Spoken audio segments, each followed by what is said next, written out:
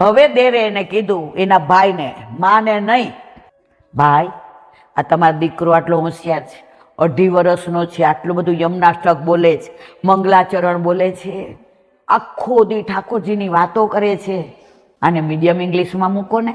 એટલે માં તરત બોલી, ભાઈ અમારા ઠાકોરજી મીડિયમ ઇંગ્લિશ વાળા નથી, સમજ્યા કે નહીં બધાય? અમારા ઠાકોરજી વ્રજ ભાષા વાળા છે. એટલે વ્રજ ભાષામાં કોઈ સ્કૂલ હોય ને તો મૂકું, જો એની પરાકાષ્ઠા. ઓલાનો દાવ નકામો ગયો.